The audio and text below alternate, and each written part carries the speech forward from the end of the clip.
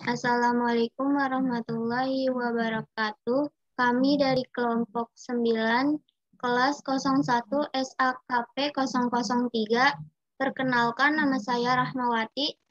Nama saya Rarayu Ramidea. Nama saya Renaldi Ramadan Sutanto.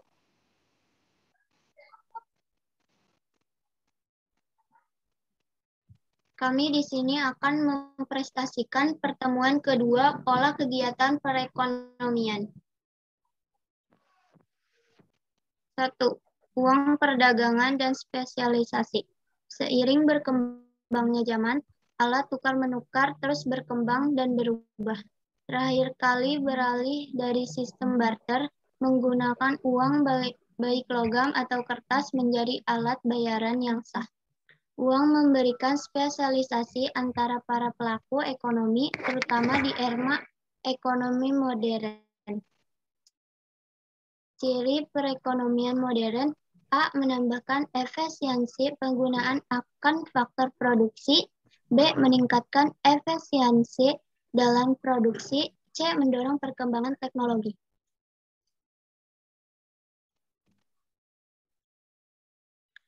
Dua. Perekonomian subsisten. Perekonomian subsisten secara umum diartikan sebagai cara hidup yang cenderung tradisional. Usaha-usaha yang dilakukan cenderung ditunjukkan untuk sekadar hidup berbanding terbalik dengan perekonomian modern. Dalam perekonomian subsisten, manusia memenuhi berbagai kebutuhan hidupnya hanya dengan menggunakan alat-alat dan teknologi yang sangat sederhana sebagai faktor produksinya. Sistem tersebut hanya mampu menghasilkan produksi untuk kepentingannya sendiri, terutama di bidang pangan, sehingga sistem ini tidak efektif untuk terus digunakan.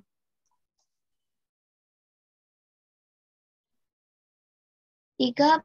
Perekonomian uang. Sistem ini menggunakan uang sebagai alat transaksi dan pembayaran yang sah. Sistem ini umumnya menggantikan sistem barter yang merupakan sistem perekonomian sebelum adanya uang. Masyarakat memakai barang dalam transaksi dan tukar-menukar, termasuk untuk membayar pajak sebagai alat pembayaran. Adapun ciri-ciri dari perekonomian uang yaitu: A. Sebagai alat pembayaran yang sah.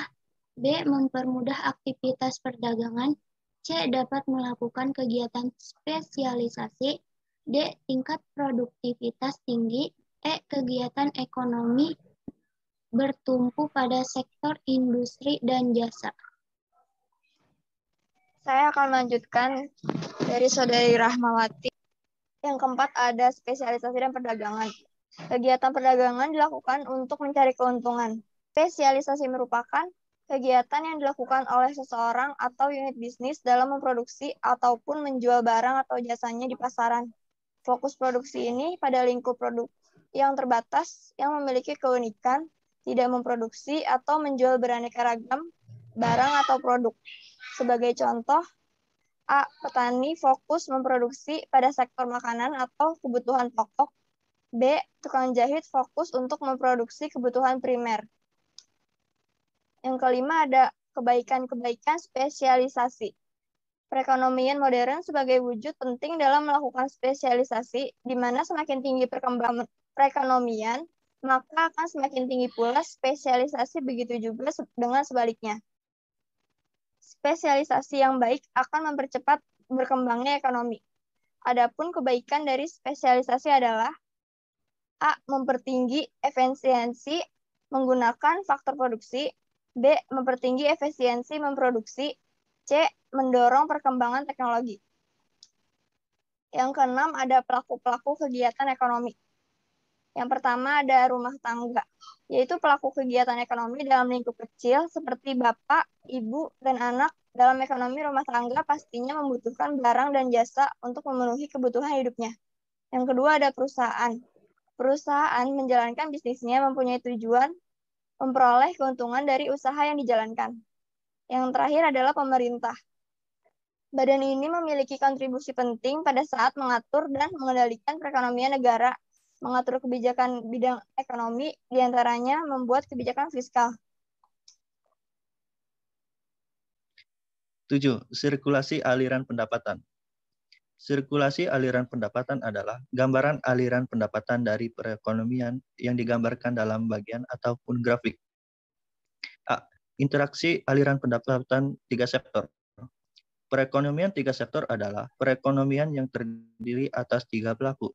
Ekonomi yaitu rumah tangga, perusahaan, dan pemerintah.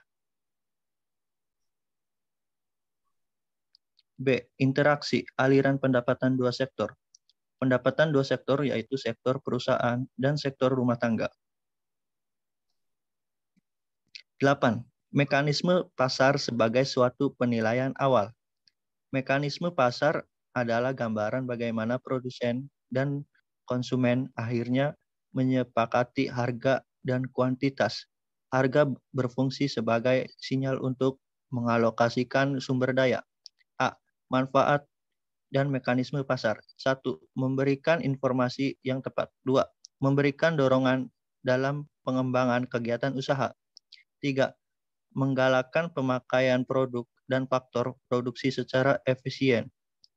4. Pasar memberikan kelonggaran pada masyarakat untuk menjalankan. 5. Aktivitas perdagangan. B. Beberapa kelemahan mekanisme pasar. 1. Kebebasan yang tidak terbatas. 2. Keadaan ekonomi yang tidak stabil. 3. Sistem pasar dapat menimbulkan monopoli. 4. Beberapa barang tidak dapat disediakan. 5. Dapat menimbulkan eksternalitas yang merugikan.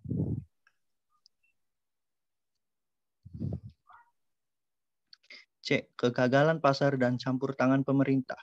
1. Kegagalan pasar. A. Pasar yang tidak lengkap. B.